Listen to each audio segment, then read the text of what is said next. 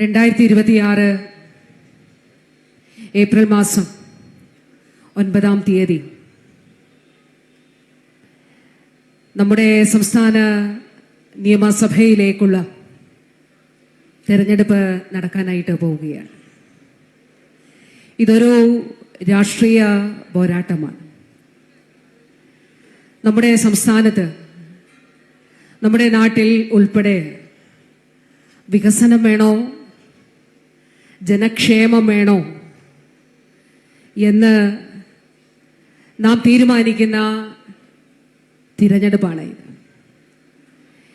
ഈ കഴിഞ്ഞ 10 വർഷങ്ങളിൽ കേരളത്തിൽ ഇടതുപക്ഷ ജനാധിപത്യ മുന്നണി കേരളത്തിൻ്റെ ചരിത്രത്തിലെ ഏറ്റവും വലിയ വികസന പ്രവർത്തനങ്ങളും ജനക്ഷേമവും സാധ്യമാക്കിയാണ് മുന്നോട്ട് പോകുന്നത്. ഈ കാലയളവിൽ നാം വലിയ പ്രതികൂലമായ സാഹചര്യങ്ങളെ നേരിട്ടു. ഒരു നൂറ്റാണ്ടിൻ്റെ മഹാപ്രളയം. ആ പ്രളയത്തിൽ നമ്മൾ കൈകൾ പരസ്പരം കോർത്തുപിടിച്ചു. നമ്മൾ ഒന്നായി നിന്നു. അന്ന് ചെളി മൂടിയ നമ്മുടെ വീടുകൾ, നമ്മുടെ റോഡുകൾ, നമ്മുടെ കടകൾ, അവിടെ നിന്നെല്ലാം സാധാരണ നിലയിലേക്ക് ജീവിതം തിരിച്ചു കൊണ്ടുവരുന്നതിന് ഒരു മനസ്സോടെ നമ്മൾ പ്രവർത്തിച്ചു. പിന്നീട് കോവിഡ് വന്നു, മഹാമാരി. ലോകം കോവിഡിന് മുന്നിൽ വിറങ്ങലിച്ച് നിന്നപ്പോൾ കേരളം വളരെ സുശക്തമായി കോവിഡിനെ നേരിട്ടു. കഴിഞ്ഞ സർക്കാരിൻ്റെ അവസാന കാലം 1-ാം തരംഗം, ഈ സർക്കാരിൻ്റെ ആദ്യ ഒരു വർഷം 2-ാം തരംഗവും 3-ാം തരംഗവും. നമുക്കറിയാം, നമ്മുടെ ഈ പ്രദേശങ്ങളിലെല്ലാം കോളേജുകൾ, സ്കൂളുകൾ, ഓഡിറ്റോറിയങ്ങളെല്ലാം CFLTCകളും CSLTCകളുമായി മാറി. ഹോസ്റ്റലുകൾ CFLTCകളായി മാറി. മൃതദേഹം വീട്ടിൽ കൊണ്ടുവരാൻ പോലും കഴിയാതെയിരുന്ന ഒരു കാലഘട്ടം.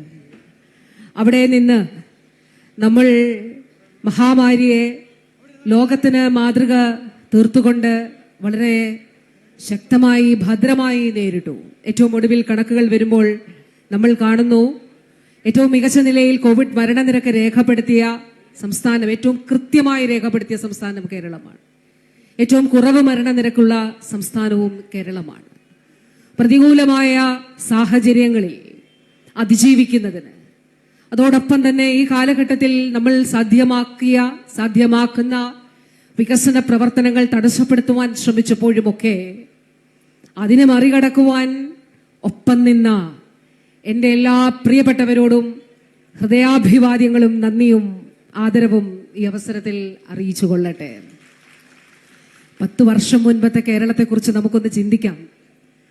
10 വർഷം മുൻപ് നമ്മുടെ ആറന്മുള നിയോജക മണ്ഡലത്തിന്റെ സ്ഥിതി നമുക്കൊന്ന് പരിശോധിച്ചു നോക്കിയാൽ, അടിസ്ഥാന സൗകര്യ വികസന മേഖലയിൽ ഇവിടെ സൂചിപ്പിച്ചതുപോലെ ഒരൊറ്റ റോഡ് പോലും BMC ടാറിംഗ് ചെയ്തത് ഉണ്ടായിരുന്നില്ല. എന്ന് വെച്ചാൽ മികച്ച ടാറിംഗ് ചെയ്ത റോഡുകൾ അന്നുണ്ടായിരുന്നില്ല 10 വർഷം മുൻപ്. 10 വർഷം മുൻപ് നമ്മൾ ഈ കോഴഞ്ചേരി വൺവേയിലൂടെ കടന്നു പോകുമ്പോൾ കോഴഞ്ചേരിയിലുള്ളവർക്കും അവിടെ പഠിച്ചവർക്കും അല്ലാതെ അവിടെ ഒരു ഗവൺമെന്റ് സ്കൂൾ ഉണ്ടെന്ന് പോലും അറിയില്ലായിരുന്നു. പഴയ ഓടിട്ട, ഏതു സമയവും താഴെ വീഴാം എന്ന നിലയിൽ നിലനിൽക്കുന്ന സ്കൂൾ കെട്ടിടം. 10 വർഷം മുൻപ് നമ്മുടെ കോഴഞ്ചേരി ആശുപത്രിയിൽ ഡയാലിസിസ് ഉണ്ടായിരുന്നില്ല. നല്ല കെട്ടിടങ്ങൾ ഉണ്ടായിരുന്നില്ല. നമ്മൾ കടന്നു ചെല്ലുമ്പോൾ അവിടുന്ന് ഇടതുവശത്തുള്ള പഴയ ഓടിട്ട കെട്ടിടം, ഓടോ ആസ്ബറ്റോസോ ഇട്ട കെട്ടിടമായിരുന്നു കാഷ്വാലിറ്റി ആയിട്ട് പ്രവർത്തിച്ചിരുന്നത്, അത്യാഹിത വിഭാഗമായിട്ട് പ്രവർത്തിച്ചിരുന്നത്. എത്രയോ പതിറ്റാണ്ടുകളായി നമ്മുടെ ആവശ്യമായിരുന്നു പമ്പയുടെ കുറുകെ ഒരു പാലം. കാരണം നല്ല തിരക്കുള്ള സമയങ്ങളിൽ മാരാമൺ കൺവെൻഷൻ ആകട്ടെ, ചെറുകോൽപ്പുഴ കൺവെൻഷൻ ആകട്ടെ, ശബരിമല സീസൺ ആകട്ടെ, അതല്ല മറ്റ് വിശേഷാവസരങ്ങളിലും അല്ലാതെ മാർക്കറ്റ് ഉള്ളപ്പോഴും ഒക്കെ തന്നെ ജനനിബിഡമാകുന്ന യാത്രാക്ലേശം അനുഭവിക്കുന്ന ഒരു പ്രദേശമാണ് നമ്മുടെ കോഴഞ്ചേരി. ഇവിടെ ഒരു സമാന്തരമായ പുതിയ പാലം വേണമെന്നുള്ളത് പതിറ്റാണ്ടുകളായിട്ടുള്ള ആവശ്യമായിരുന്നു. 10 വർഷം മുൻപ് സംസ്ഥാനത്തിന്റെ പൊതുസ്ഥിതി, ഞാൻ കോഴഞ്ചേരിയുടെ 3-4 കാര്യങ്ങൾ മാത്രമേ പറഞ്ഞുള്ളൂ. 10 വർഷം മുൻപ് നമ്മുടെ പൊതുവിദ്യാലയങ്ങൾ അടച്ചുപൂട്ടിപ്പോയിരുന്നു. അൺഎക്കണോമിക് എന്നൊരു വാക്കുണ്ടായിരുന്നു അന്ന്. അതായത് നഷ്ടത്തിലാണ് സർക്കാർ സ്കൂളുകൾ, പൊതുവിദ്യാലയങ്ങൾ എന്നുള്ളതായിരുന്നു അത്. 10 വർഷം മുൻപ് നമ്മുടെ സർക്കാർ ആശുപത്രികളിൽ, ജില്ലാ ആശുപത്രികളിൽ ഹൃദ്രോഗ ചികിത്സാ വിഭാഗം ഉണ്ടായിരുന്നില്ല. 10 വർഷം മുൻപ് 10 ആശുപത്രികളിൽ മാത്രമേ ഡയാലിസിസ് യൂണിറ്റ് ഉണ്ടായിരുന്നുള്ളൂ. 10 വർഷം മുൻപ് നമ്മുടെ സർക്കാർ ആശുപത്രികളിൽ, ഇന്ന് സ്വകാര്യ ആശുപത്രികളിൽ നടക്കുന്ന അല്ലെങ്കിൽ അന്ന് നടന്നുകൊണ്ടിരുന്ന കരൾ മാറ്റിവെക്കൽ ശസ്ത്രക്രിയ ഉൾപ്പെടെയുള്ള ശസ്ത്രക്രിയകൾ ഉണ്ടായിരുന്നില്ല. ഒരു കരൾ മാറ്റിവെക്കൽ ശസ്ത്രക്രിയയ്ക്ക് 55-60 ലക്ഷം രൂപയാണ് സ്വകാര്യ മേഖലയിൽ. 10 വർഷം മുൻപ് നമ്മുടെ ആരോഗ്യ കേന്ദ്രങ്ങളിൽ ലാബുകൾ ഉണ്ടായിരുന്നില്ല. നമ്മൾ ഇന്ന് കാത്ത് ലാബുകളെ കുറിച്ച് പറയുന്നു. നമ്മുടെ പഞ്ചായത്തിലെ ആരോഗ്യ കേന്ദ്രത്തിൽ രക്തപരിശോധനയ്ക്കോ അടിസ്ഥാന പരിശോധനയ്ക്കോ ഉള്ള ലാബുകൾ ഉണ്ടായിരുന്നില്ല. 10 വർഷം മുൻപ് ഇതുപോലെ 2016 നിയമസഭാ തെരഞ്ഞെടുപ്പിനെ നേരിടുന്ന സമയം നമ്മുടെ നാട്ടിൽ 1.5 വർഷം പെൻഷൻ കുടിശ്ശിക ഉണ്ടായിരുന്നു. 500 രൂപയായിരുന്നു അന്ന് പെൻഷൻ. ആ 500 രൂപ 18 മാസം കൊടുക്കാത്ത സാഹചര്യം ഉണ്ടായിരുന്നു. പ്രിയപ്പെട്ടവരെ, ഞാൻ പറയുന്നത് ഇടതുപക്ഷ ജനാധിപത്യ മുന്നണി 2016 കേരളത്തിൽ അധികാരത്തിൽ എത്തുന്ന സാഹചര്യത്തെക്കുറിച്ചാണ്.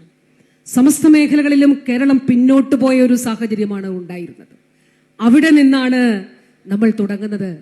അവിടെ നിന്ന് 4 മിഷനുകൾ നമ്മൾ ആവിഷ്കരിച്ചു. ആ 4 മിഷനുകൾ ആർദ്രം ആരോഗ്യ മേഖലയുമായിട്ട് ബന്ധപ്പെട്ട്, പൊതുവിദ്യാഭ്യാസ സംരക്ഷണ യജ്ഞം വിദ്യാഭ്യാസ മേഖലയുമായിട്ട് ബന്ധപ്പെട്ട്, ഹരിത കേരള മിഷൻ, അതോടൊപ്പം ലൈഫ് മിഷൻ, 4 മിഷനുകൾ ആവിഷ്കരിക്കപ്പെട്ടു. ആറന്മുള നിയോജക മണ്ഡലത്തെ കുറിച്ച് പറയുമ്പോൾ ഏറ്റവും വലിയ നിയോജക മണ്ഡലങ്ങളിൽ ഒന്നാണ്.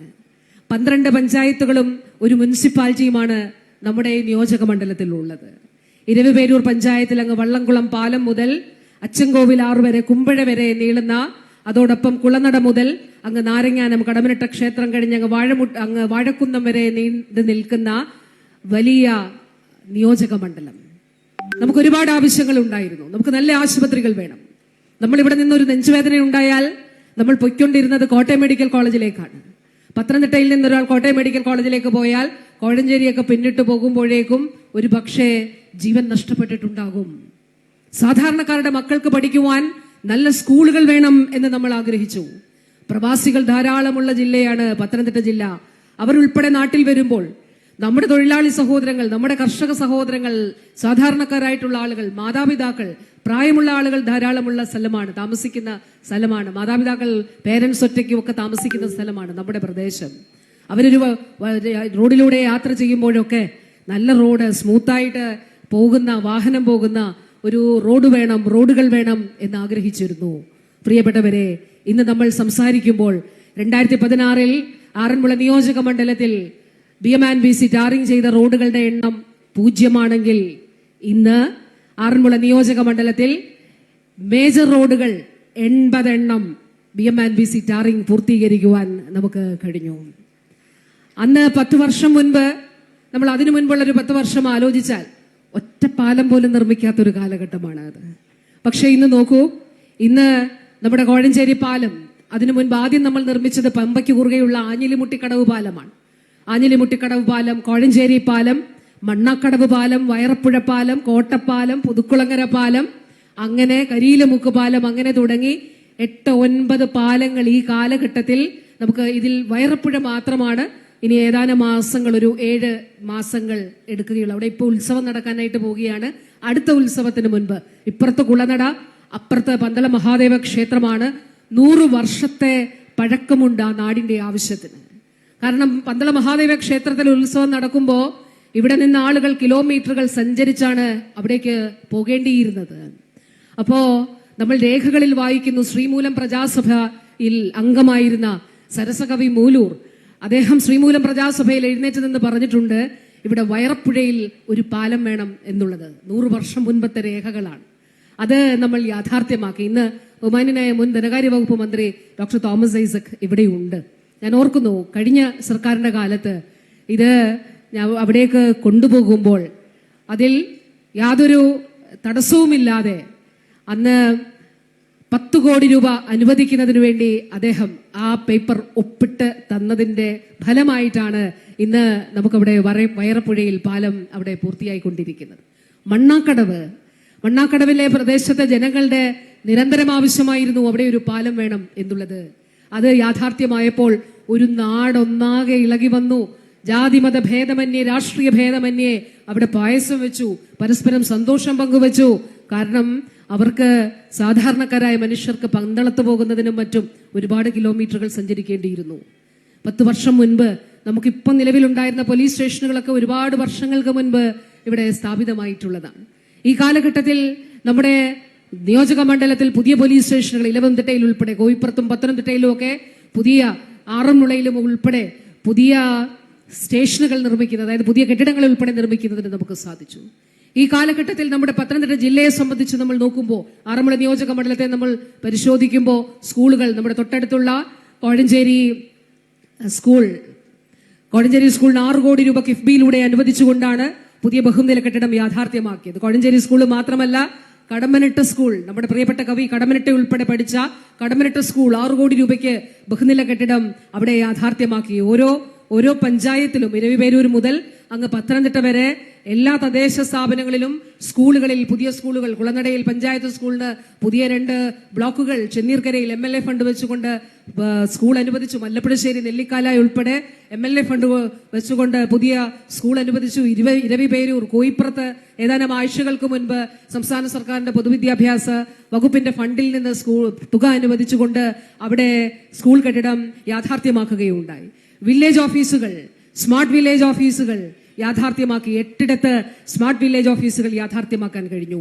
ആശുപത്രികൾ, നമ്മുടെ കോഴഞ്ചേരി ആശുപത്രി 30 കോടി രൂപ കിഫ്ബിയിലൂടെ അനുവദിച്ചുകൊണ്ട് അന്ന് പഴയ ഓടിട്ട ആസ്പെറ്റോ ഷീറ്റ് ഇട്ട ആ കാഷ്വാലിറ്റിയിൽ നിന്ന് അതിമനോഹരമായി പൂർത്തീകരിച്ച പുതിയ കെട്ടിടത്തിലേക്ക് ആ കാഷ്വാലിറ്റിയുടെ പ്രവർത്തനം മാറ്റുന്നതിന് വേണ്ടിയിട്ട് അടിസ്ഥാന സൗകര്യം ഒരുക്കാൻ നമുക്ക് കഴിഞ്ഞു.